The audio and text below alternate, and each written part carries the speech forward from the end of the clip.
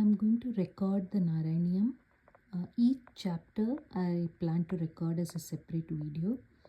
I'll be showing the words in my book as I read through, and I'll also be reading through a bit slowly, so anyone who wants to follow along with me can do that. I hope I can finish the whole thing as I have planned. Chapter 1, Narayaniam. सान्द्रानन्दावबोधात्मकमनुपमितं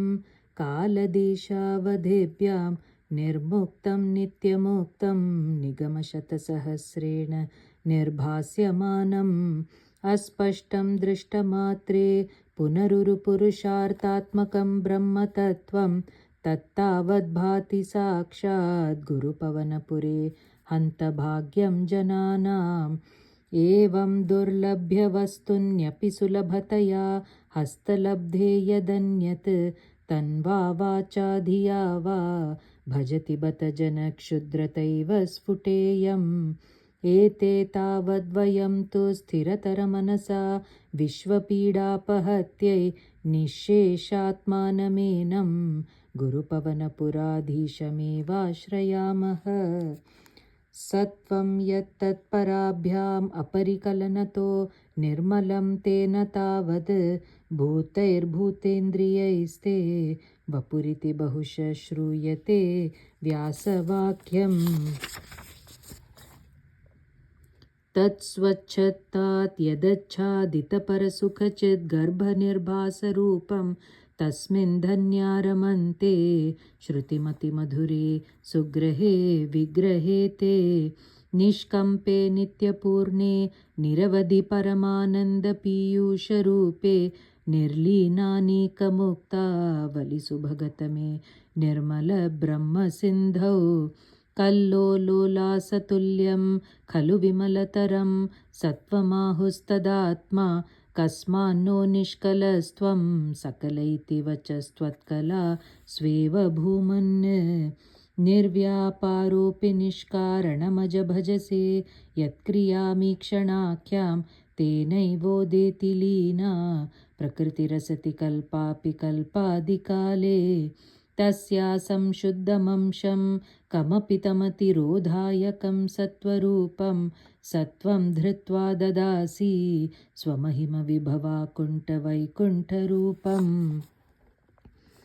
तत्ते प्रत्यग्रधाराधरललितकला यावलीकेलिकारं लावण्यस्यैकसारं सुकृतिजनदृशां पूर्णपुण्यावतारं लक्ष्मीनिःशङ्कलीला निलयनममृतस्यन्दसन्दोहमन्तः